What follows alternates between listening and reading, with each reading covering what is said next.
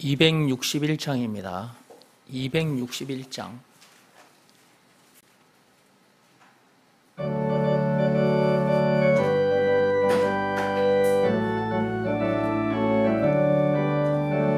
이 세상의 모든 죄를 맑히시는 주의 보혈, 성자 예수 그 귀한 피 찬송하고 찬송하세.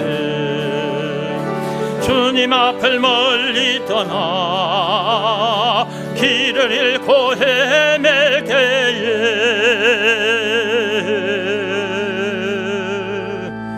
나의 길을 따라오사 친히 구원하셨도다.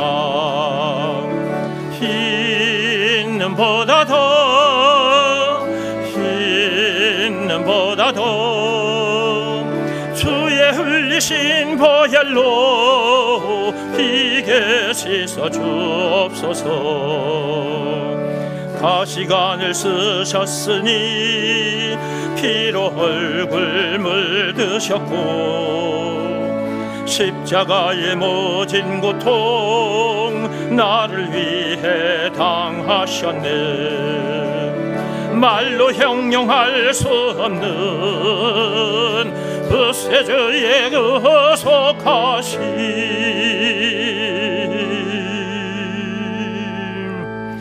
은혜와 크신 사랑 찬송하고 찬송하세. 있는 보다 더 주의 흘리신 보혈로 이게 씻어 주옵소서. 아버지를 멀리 떠나 바른 길을 저버리고 여러 가지 죄악으로 주홍같이 되었으니 물 같은 것 가지고는 씻을 수가 아주 없네.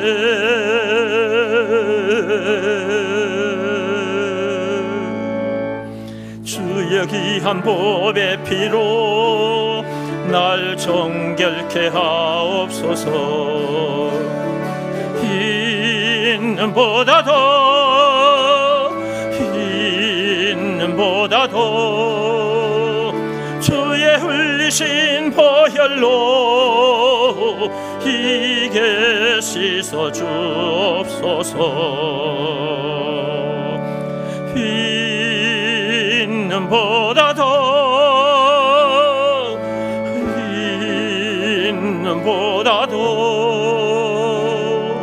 주의 흘리신 보혈로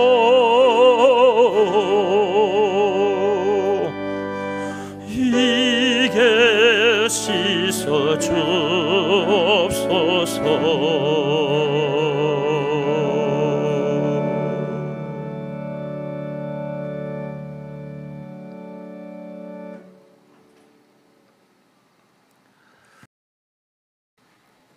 예수가 그리스도라는 것을 믿으라는 말씀에 순종하면 실제로 모든 죄가 깨끗하게 씻어져요. 죄가 해결됨으로 하나님을 다시 만나게 되는 거지.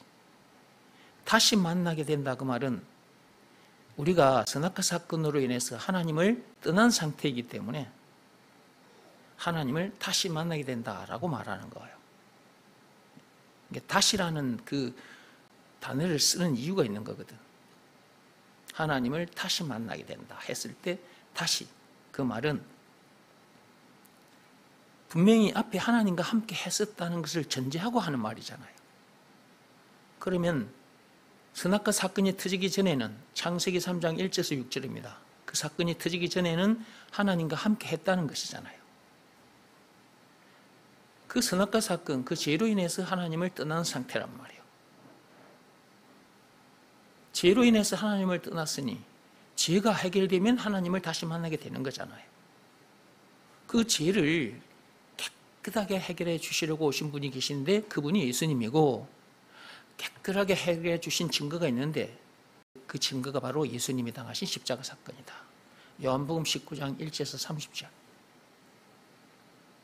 예수님께서 그 엄청난 사건을 당하기까지 해서 십자가에서 피를 흘리시기까지 해서 우리의 모든 죄를 흰 눈처럼 깨끗하게 해결해 주셨다니까.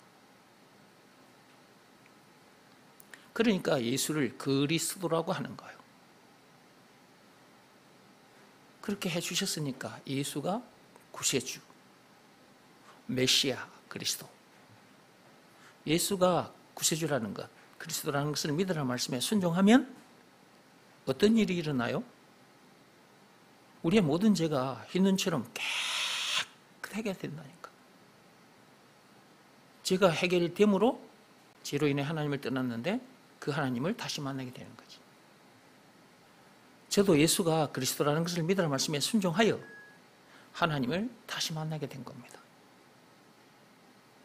제가 율법을 통해서 또는 고행을 통해서 하나님을 다시 만나게 됐다면 여러분들도 율법을 지켜야 됩니다. 선행이나 고행을 많이 해야 합니다. 이렇게 가르칠 텐데 하나님께서 그런 방법으로는 안 된다고 했어요. 로마서 3장 27절에 율법을 비롯한 그 어떤 법으로나 선행이나 고행이 수반된 그 어떤 행위로도 안 된다. 어떤 종교 행위로도 안 된다. 오직 믿음의 법으로만 된다. 하나님께서 믿음의 법으로만 된다고 하셨잖아요.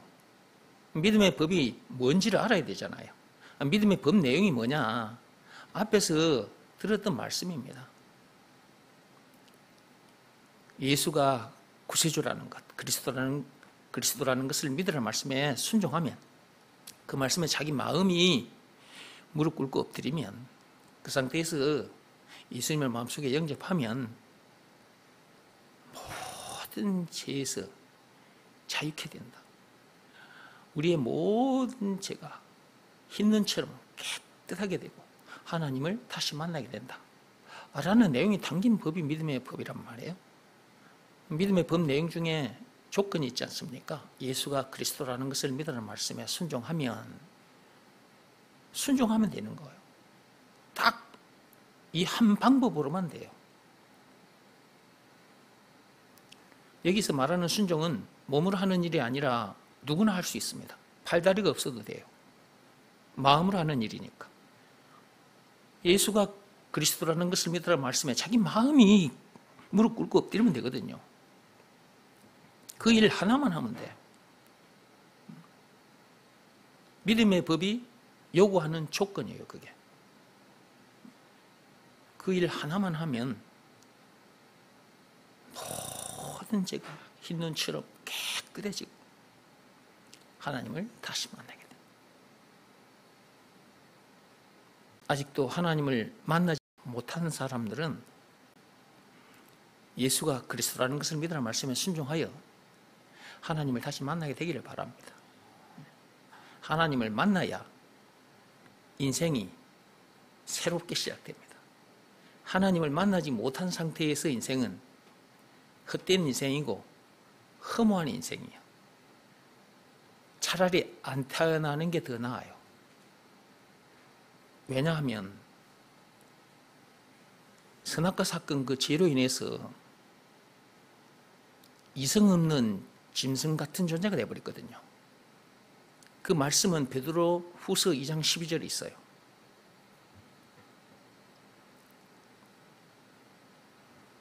그런 존재로 세상을 살다가 죽게 되고 나중에 지옥 불못에 던져져서 뜨거운 형벌을 받게 됩니다. 잠시 잠깐이 아니에요. 영원입니다. 그러니까 차라리 안 태어난 게 더 낫다 그 말이에요. 예수님께서 그렇게 말씀하셨어요. 마태복음 26장 24절에 자기를 배신하고 떠난 가룟 유다를 향해서 차라리 안 태어났으면 좋았을 걸. 예수님께서 그렇게 말씀하셨다니까. 예수님은 하나님이시잖아요. 그러니까 인간이 무슨 사건으로 인해서 죄인이 됐느냐, 이성 없는 짐승 같은 존재가 됐느냐 흔히 알고 계신단 말이에요. 그러니까 그 내용을 이 성경에 기록해가지고 우리들에게 주신 거잖아요. 선악과 사건 창세기 3장 1절 6절 그 죄로 인해서 그런 이제 죄로 인해서 이제 이성 없는 짐승 같은 존재가 됐단 말이지. 그렇게 살다가 이성 없는 짐승 같은 존재로 살다가 죽어 지옥에 가서 뜨거운 행벌을 받게 되니까 그걸 예수님은 흔히 알고 계시니까 그 말씀을 하신 거예요. 차라리 태어나지 말았으면 좋았을 걸. 그러니까 이 세상에 태어나면 이 말씀에 해당하는 사람이 돼서는 안 되는 거예요. 선악과 사건에 빠진 죄인이기 때문에 모두가 다 이 말씀에 해당하는데 예수가 그리스도라는 것을 믿으라 말씀에 순종하면 그 말씀에 해당하는 자가 안 되고 영생을 얻게 돼요. 영생을. 장차 천국에서 영생 복락을 누리게 된다니까. 그러니까 예수가 그리스도라는 것을 믿으라 말씀에 순종하는 것이 그렇게 중요한 거라고. 이 성경을 우리에게 주신 이유는 요한복음 20장 31절입니다. 거기 보면 이 성경을 주신 이유, 예수가 그리스도이심을 믿게 해주려고. 그래야 예수가 그리스도라는 것을 믿으라 말씀에 순종하게 될 거잖아요. 성경은 어렵고 복잡한 게 아니에요. 요한복음 20장 31절이에요. 딱 한마디 말씀입니다. 예수가 그리스도다. 이것을 믿으라. 그리하면 너와 네 집이 구원을 얻으리라. 성경은 이걸 말하고 있어요. 사도행전 16장 31절에 이 말씀이 있잖아요. 아직도 하나님을 만나지 못하신 분들은 예수가 그리스도라는 것을 믿으라 말씀에 순종하여 하나님을 다시 만나게 되기를 바랍니다. 그래야 인생이 새로 시작됩니다. 아담 안에서 태어난 자기는 죽고 예수 안에서 새로운 피조물로 거듭난 자로서 세상을 살게 돼요. 완전히 인생이 이전과는 다른 인생이 되는 거예요. 그 어디서든 하늘나라를 누리면서 이 땅에 머무는 동안 주어진 시간도 재물도 이 육신의 생명까지 이 몸도 이 복음 전하는 일에 이걸 전해줘야 저 세상 사람들도 우리들처럼 이렇게 엄청난 복을 누리게 될 거잖아요. 이 복음 전하는 일에 다 던지게 되는 거예요.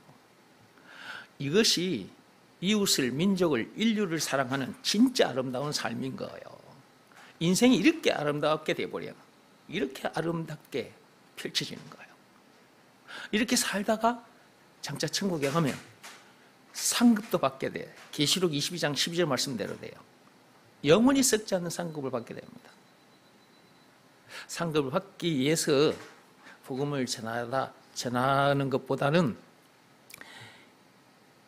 너무 감사해서 상급을 더 받으려고 열심히 일하는 것은 아니라고 말이에요. 예수님께서 그 엄청난 십자가 사건을 당하기까지 해서 우리를 이렇게 해주셨으니까 너무 감사해서 하나님께서 하라는 일을, 복음 전하는 일을 하게 되는 거죠.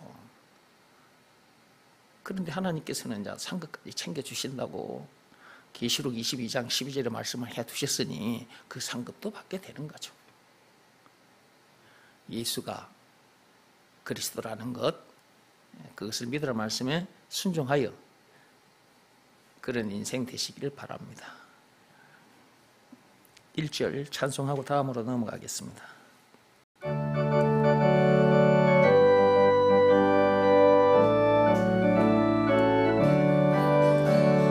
이 세상의 모든 죄를 맑히시는 주의 보혈, 성자 예수 그 귀한 피 찬송하고 찬송하세.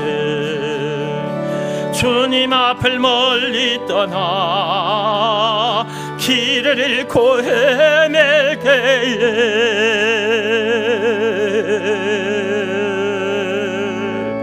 나의 일을 따라오사 친히 구원하셨도다.